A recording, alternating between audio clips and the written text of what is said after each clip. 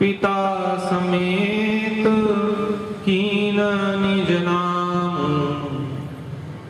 कहेउ बहोरी कहाँ वृष केतु, विपिन अकेली पिरहु केहि हेतु।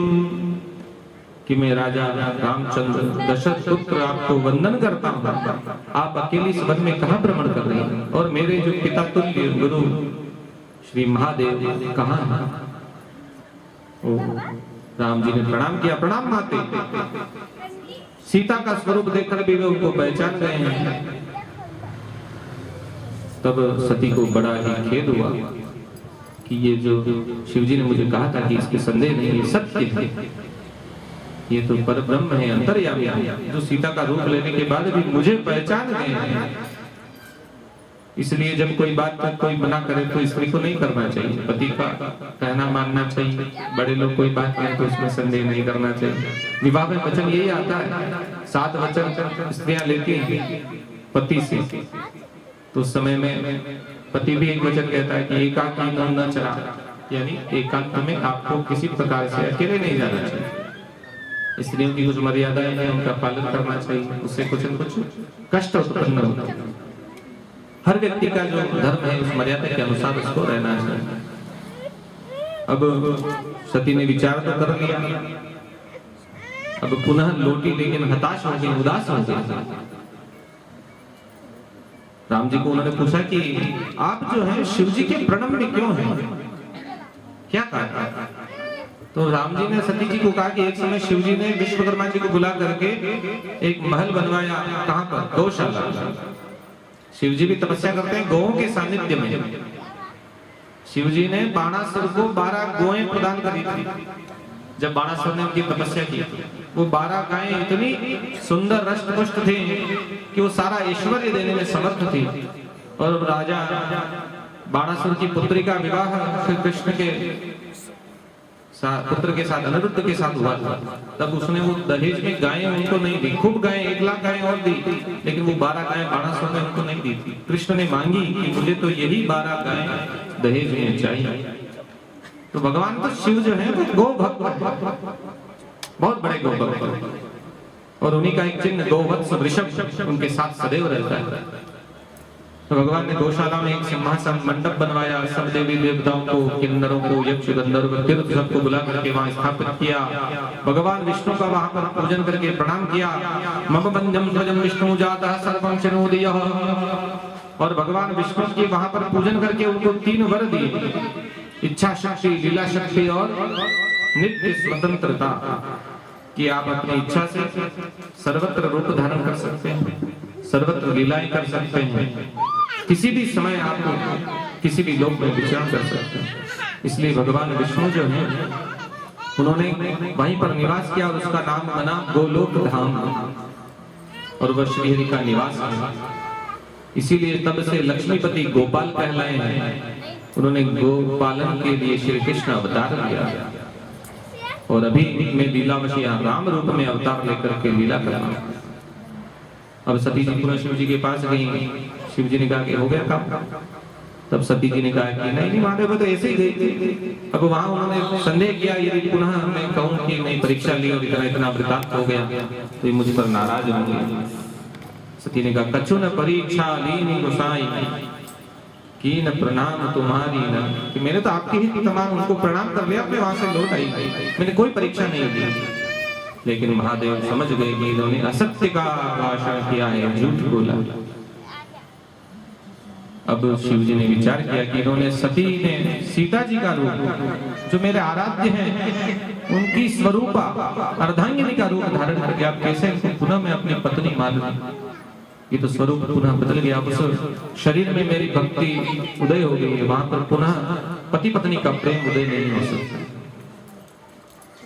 तब आसन दत्तवान शंभु स्वसम्मुख उदार भी, भगवान ने कोई विशेष उसमें चिंता नहीं की, क्योंकि उनको पता है कि ये सब प्रभु की भक्ति है, ईश्वर शिव की ही लीला है, शिव का ही प्रपंच है। और जब धर्म संकट में कोई व्यक्ति होता है तो भगवान का नाम स्मरण करना चाहिए, उससे सब संदेह दूर हो जाते हैं और कोई कोई मार्ग उदय हो जाता है, कोई कोई रास्ता मिल ही जाता है। तब उन्होंने विचार किया कि इस सती को अपनी देह का त्याग करना होगा। उन्होंने सती जी को अपने सामने बिठाया, वामांग में नहीं बिठाया। जितने भी वार्तालाप हुई बाद में सब सामने बैठ करके हुई, पति पत्नी के रूप में नहीं हुई। उन्होंने वहीं पर बैठ करके तपस्या प्रारंभ करी। काशी विश्वनाथ क्षेत्र में जाकर के तपस्या की। सती जी को भी खूब तप करने का उपदेश दिया और सती उससे खूब दुखी भी हुई, लेकिन शिव की आज्ञा को मान करके उन्होंने भी इसमें कोई संदेह नहीं करते हुए तपस्या प्रारंभ कर दी। और आगे जाकर के फिर उनके जो शरीर का देह त्याग हुआ उसकी घटना आती है कि पुरा भवेच्च सर्वेषां मद्वरो विदना महान प्रयागे समवेतानां मुनीनां च महात्मना, कि सब देवताओं के द्वारा एक बड़ा यज्ञ का आयोजन हुआ। उसमें राजा दक्ष को अधिपति बनाया गया।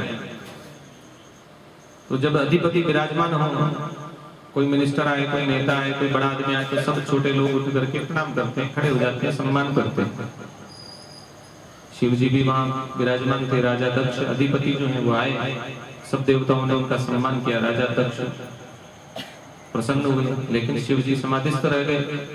शिव जी को क्या लेना देना? शिव जी तो प्रपंच में केवल भक्तों के वश के कारण पड़े। उनको तो विवाह भी नहीं करना था, तपस्या में ही रहना था। तब राजा दक्ष ने विचार किया, एक तो मेरे जवाई हैं, दूसरे देवताओं का मैं अध्यक्ष हूं, दो नाते से मैं बड़ा हूं, मुझे प्रणाम करना इनका कर्तव्य है, इनको करना चाहिए। तब उन्होंने क्रोध में आकर के दुर्वचन कहे कि श्मशानवासी निर्वस्त्र पुत्रयम कथम प्रणाम न करोति मे धुना। श्मशान में रहते हो, तुम्हारे में इतनी भी बुद्धि नहीं है, तुम्हारे परिवार में कुल में तुमने किसी ने ज्ञान नहीं दिया तुम्हारे कि बड़ों का सम्मान करना चाहिए।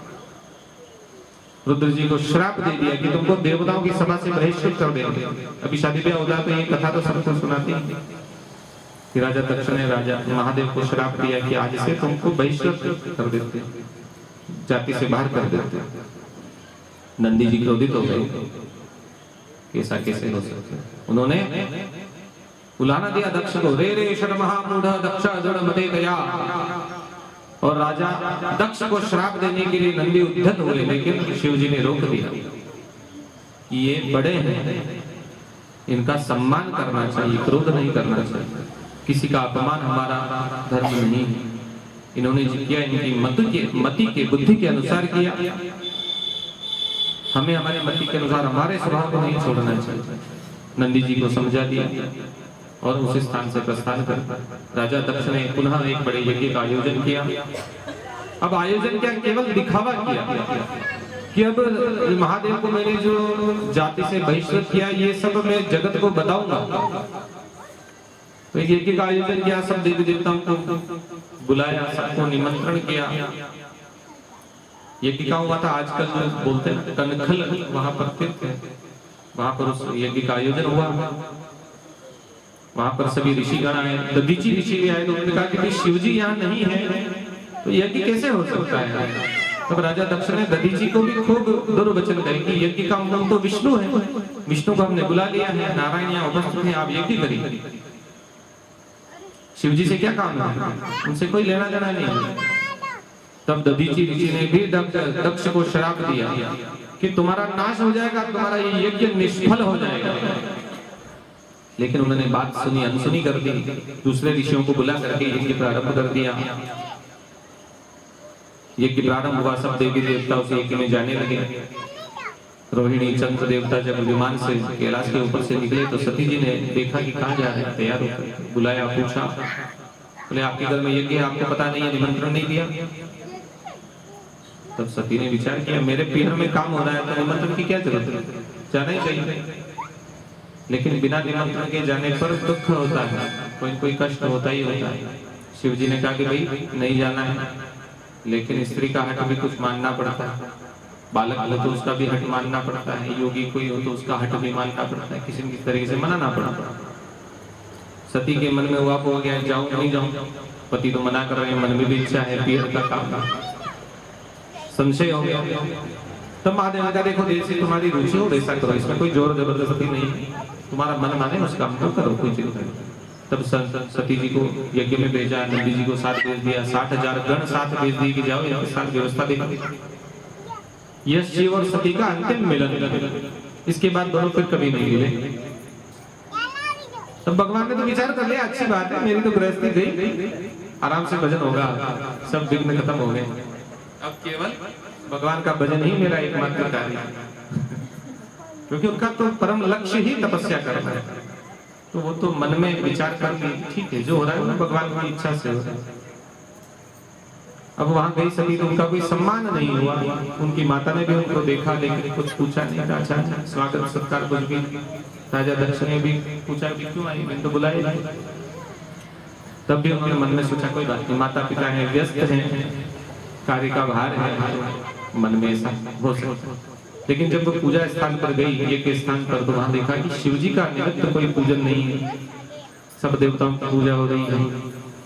तब उसे बड़ा दुख हुआ, मन में विचार किया कि महादेव ने मना किया, फिर भी मैं यहाँ पर आई, अब यहाँ पर मेरे पति का ही सम्मान नहीं है, तो मैं अब यहाँ रहकर क्या करूँ, वापिस जाऊं? तो पति से भी मैं जिद करके आई, कैसे जाऊं? बड़ा संदेह हो गया। यो निंदति महादेवा निंद्यमानं शृणोति वा तावभो नरकं यातो यावच्चंद्र दिवाकरो। जो शिव की भक्ति नहीं करता है, शिव की निंदा करता है, उसको नरक में वास करना पड़ता है, और जो उसमें सहायता करता है उसे भी नरक का वास करना पड़ता है। तब मैं यहीं पर योग अग्नि से अपने शरीर को त्याग दिया। उन्होंने वहीं पर योग अग्नि का आवाहन किया और अपने प्राणों का त्याग किया। जन्म जन्म शिव पद अनुरागा, उनका तो जन्म जन्मांतर तक ही शिव की भक्ति में ही मन है, इसलिए उनकी उस देह से कोई मोह नहीं था कि आगे जब भी मेरा जन्म पुनः होगा तो मैं शिव को ही प्राप्त करूंगा, इसमें तो कोई संदेह है ही नहीं। और जैसे उन्होंने शरीर त्यागा, भजौ सकल मख हाहाकार, सर्वत्र हाहाकार हो गया। कोई भी गलत बात हो जाए तो एकदम हिंदी हो ही जाती है फटाफट। रुद्रगण आ गए और यज्ञ को तहस नहस कर दिया, और आकाशवाणी हुई, राजा दक्ष को उलाना दिया कि तुमने शिव जी को निमंत्रण नहीं दिया, शिव जी का पूजन नहीं किया, इसलिए सब अमंगल हो रहा है। इधर समाचार सब शंकर पाए, वीरभद्र करि कोप पठाए।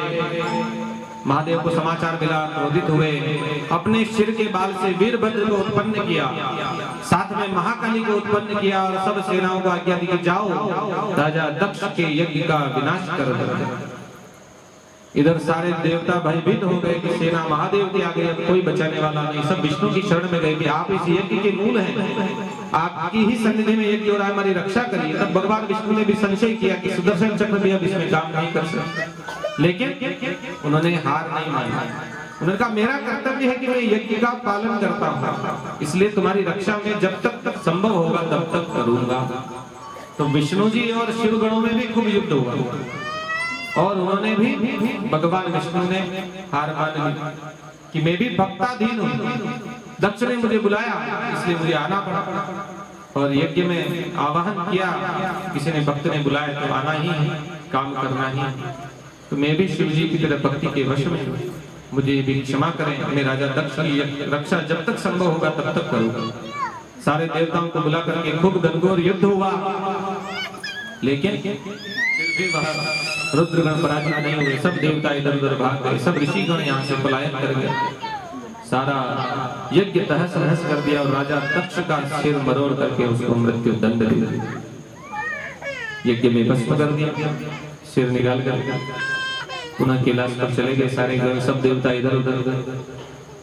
अब जो ये ऋषिगणों का, देवताओं का इसमें इतना अमंगल क्यों हुआ, इसके पीछे भी एक कथा राजा पुरानी आती है, दधीची ऋषि कि राजा दधीची और उनका एक मित्र क्षुभ नाम का राजा था, दोनों मित्र थे, मित्रता में कुछ हास परिहास वाद विवाद चलता रहता है, तो आपस में दोनों में कोई विवाद हुआ कि मैं तुमसे बड़ा हूँ, मैं तुमसे शक्तिशाली हूँ, तो दोनों आपस में लड़ने लगे, तो लड़ते लड़ते इतनी हाथापाई हो गई, मारपीट होने लगी, तो वज्र प्रहार उस शुभ ने राजा ने दधीची पर कर दिया, राजा के प्रहार से दधीची गिर गए, मन में बड़ा क्षोभ हो गया कि मैं हार गया। दधीची ने शुक्राचार्य भगवान महाराज का आह्वान किया, महामृत्युंजय मंत्र की दीक्षा ली, और भगवान शिव को प्रसन्न करके उनसे वर लिया। वरम ब्रूहि द्विजप्राह सुप्तसेना चेतसा, देव देव महादेव महादेवी वरत्रयम्, वज्रादिनादमध्यस्त्वं हि सर्वतः, कि मेरी जो हड्डियां है, मेरा शरीर है, वज्र के समान मजबूत बना। पहला तो ये, ताकि अब जो मैं राजा शुभ को सबक सिखा सकूं, और आप मेरे मन में सदैव विराजमान रहो, भक्ति रहे, और मैं किसी के सामने झुकूं नहीं, मांगने वाला नहीं बनूं। ऐसा 3 वर मुझे प्रदान करना। और ऐसा वर लेकर के पुनः शुभ के पास गए, उससे लड़ाई करी, अब आ जाओ, अब देख लूंगा। शुभ पराजित हो गया, क्योंकि वो वज्र के समान हो गए। अब शुभ पराजित हुआ तो उसके मन में भी क्षोभ आ गया। उसने भी विष्णु की तपस्या की और विष्णु जी से वर मांगा कि आप दधीची को पराजित करने का उपाय बतलाइए। विष्णु भगवान ने कहा कि ब्राह्मण है तो निर्भय होते हैं, उनको किसी से भय नहीं, किसी को बिना काम के दंड वो देते नहीं। दूसरा, शिव जी के भक्त हैं, अब उनको तो मारना मेरे लिए संभव नहीं है, फिर भी मैं तुमने कहा है तो भक्ताधीन हूं, प्रयास करूंगा। दधीची के सम्मुख भिक्षा मांगने के लिए ब्राह्मण रूप में नारायण पहुंचे और भिक्षा में मांगा, लेकिन दधीची भी कम नहीं थे, पहचान ली कि आप तो नारायण हैं, क्यों कपट करते हैं, जो कहना है सामने कहिए। तो उन्होंने कहा कि एक बार आप ऐसा करो, शुभ से हाथ जोड़ करके क्षमा मांग लो कि मैं अब आज से तुमसे लड़ाई नहीं करूंगा, तुम हार गए, मैं तुम जीत गए, मैं हार गया, किसी बात बोल दो खाली। तब दधीची ने कहा कि क्यों बोला जाए, मेरी कोई गलती नहीं, तो फालतू में क्यों ऐसी बात करूंगा। तब उन्होंने युद्ध करना प्रारंभ किया, सुदर्शन चक्र का भी प्रयोग किया, लेकिन वहां पर वो भी काम नहीं आया, क्योंकि शिव भक्त यदि कोई है तो उस पर कोई भी माया प्रभाव नहीं डाल सकती। ब्रह्मा जी ने आकर के दोनों के बीच बचाव किया कि लड़ो, इसका कोई निराकरण नहीं हो सकता। शिव ने आकर के फिर भगवान से और ब्रह्मा जी, दधीची ऋषि से वापस क्षमा मांगी, लेकिन ब्रह्मा जी ने उनको फिर सबको श्राप दिया, विष्णु जी को भी श्राप दिया कि आप जब यज्ञ करोगे राजा दक्ष के यहाँ, तब आप सबका नाश होगा, क्योंकि आप अधर्म का साथ दे रहे हैं। मैंने शुभ का कुछ नहीं बिगाड़ा, फिर भी इसने मुझे पीड़ित किया, इसलिए जो गलत का साथ देता उसे दंड भोगना पड़ता। तो राजा दक्ष के यहाँ जो यज्ञ हुआ उसमें सब देवताओं को, ऋषिगणों को कष्ट भोगना पड़ा। सब देवगण वीरभद्र से घायल होकर के ब्रह्मलोक में गए, ब्रह्मादि देवता सब विष्णु जी के पास गए, उपाय तो कोई ब्रह्मा जी के पास भी नहीं है, विष्णु ही कोई निकाले। तब ने कहा कि हमने शिव शक्ति को अलग किया, सती के वध का कारण हम बने हैं, ये बहुत बड़ा अपराध है, हमको शिव से ही क्षमा मांगनी चाहिए, उनसे ही अपना स्तुति करनी चाहिए। पुनः कैलाश पर पहुंचे हैं, भगवान को प्रणाम किया, खूब स्तुति की है। ध्याये नित्यं महेशं व्रजगिरिनिभं चारुचन्द्रावतंसं रत्नातलभोज्ज्वलांगं वर्षमृगवरां भीतिहस्तं प्रसन्नं पदमासीनं समन्तास्ततमरगणैर्व्याघ्रकृतिं वसानं विश्ववाद्यं विश्ववन्द्यं निखिलभयहरं पंचवक्त्रं त्रिनेत्रं। सब देवताओं ने भगवान की खूब आराधना करी, खूब स्तुति करी, खूब वहां बैठ करके तप किया। भगवान तो भोले भंडारी प्रसन्न हो जाते हैं, किंचित मात्र से, जल के लोटे से प्रसन्न हो जाते हैं। इतने देवता गए हैं तो प्रसन्न होने ही नहीं। महीयसे नमस्तुभ्यं मंत्रे देवानां सदा, कि इस यज्ञ को मैं पूर्ण करूंगा, क्योंकि इससे यज्ञ आदि कोई विधि अपूर्ण रह जाए तो उससे सृष्टि में अमंगल होता है। कोई भी संकल्प हम हाथ में लें, कोई भी कार्य करने के लिए तैयार हो, तो उस कार्य को जब तक पूर्ण ना करें तब तक बैठना नहीं चाहिए। कार्य को पूर्ण अवश्य करना चाहिए, गलत काम नहीं, अच्छा काम। तो यज्ञादि कर्म अपूर्ण रहने से अमंगल होता है। उन्होंने जाकर के राजा दक्ष के सिर को हाथी के मस्तक से जोड़, बकरे के मस्तक से जोड़ दिया। जो जीव उनको सन्मुख मिला उसी का मस्तक ला करके दक्ष के धड़ पर जोड़ा, उसको अमृत से जीवित कर दिया। और बकरा जब जीवित हुआ तो ब ब ब ब ऐसे बोलता है ना, तो ये बम बम शब्द जो हम बोलते हैं ये इसी का अपभ्रंश है, बम बम भोले। तो ब ब का शब्द शिव जी को विशेष प्रिय है।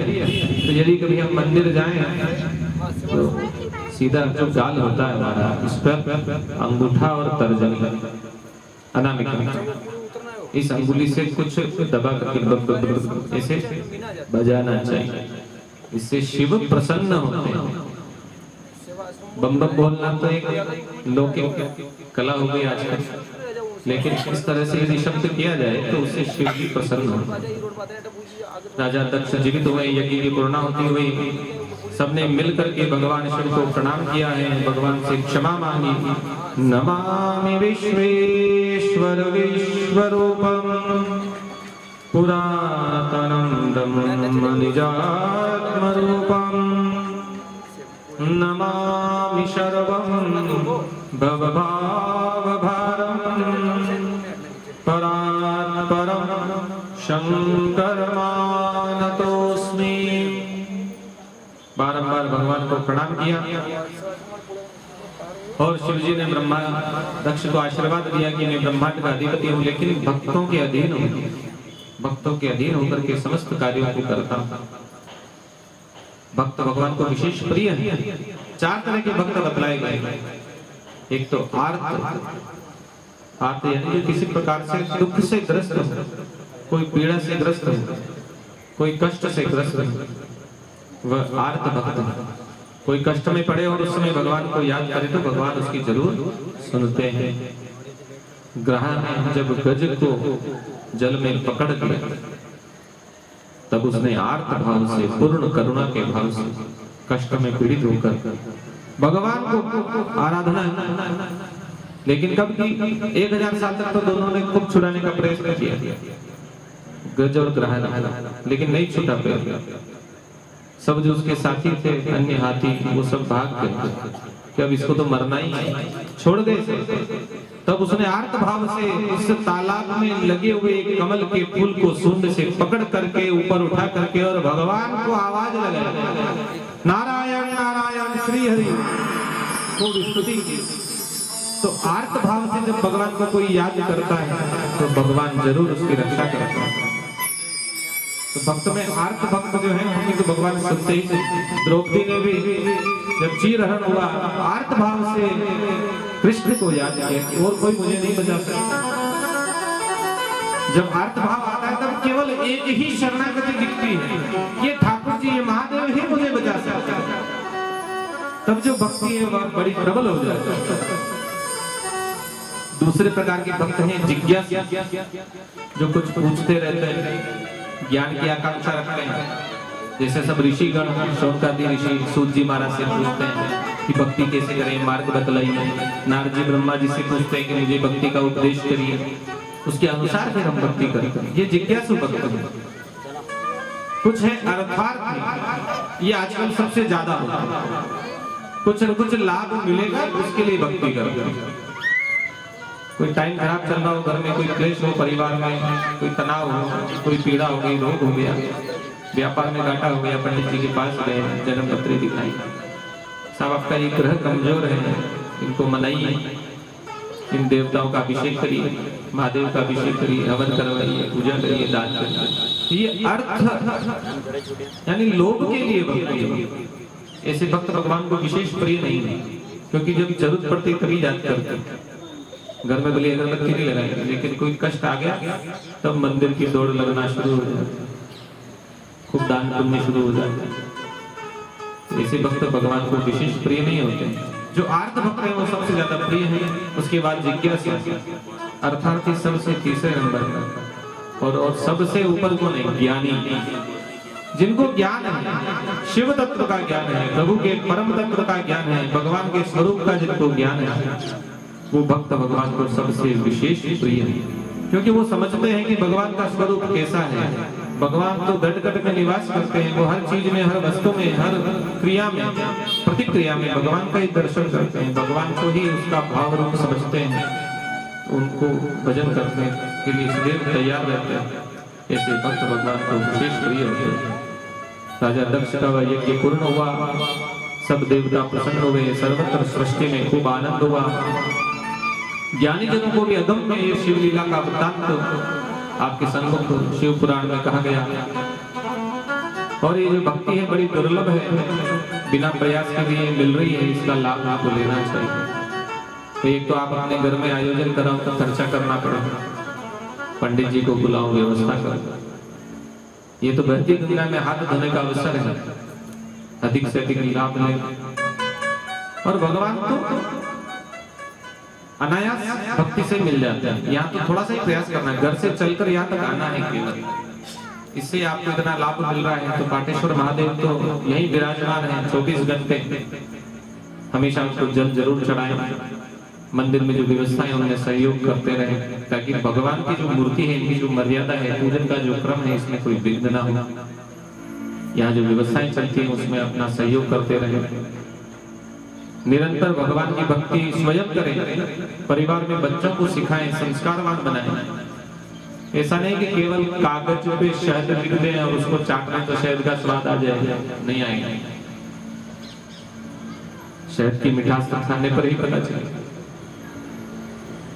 और मिठास जो है वो ईश्वर का स्वरूप है, शिव तत्व। आज लड्डू बनाओ, बेसन नजर आता है, घी तेल भी उसमें नजर आता है, शक्कर गल जाती है, घुल जाती है, नजर नहीं आती। ये मिठास ही शिव तत्व है, यही भक्ति मार्ग दिखता नहीं। इसी प्रकार से ये परमात्मा जो है कण कण में विद्यमान है, घट घट में विद्यमान है। जैसे लड्डू में शक्कर नहीं दिखती है ना, वैसे ये परमात्मा के एकदम सामने नहीं नजर आता। यह तो केवल भक्ति करने पर ही प्रकट होता है। लड्डू को मुंह में रखेंगे तो ही मिलेगा, मिठास प्राप्त होगी। इस जगत में क्या सबसे मीठा होता है? शक्कर। शक्कर से मीठा किसको माने? गुड़ को मान लेंगे, कोई मिठाई आ गया, उससे मीठा शहद हो गया, उससे भी कुछ और औषधियां होंगी, मीठी होंगी, लेकिन भगवान का नाम सबसे मीठा, इसके बराबर कोई मिठास इस दुनिया में नहीं। राम नाम अति मीठा,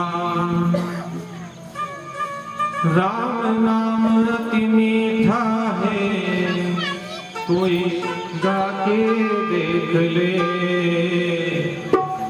आ जाते हैं राम, कोई बुला के देख ले।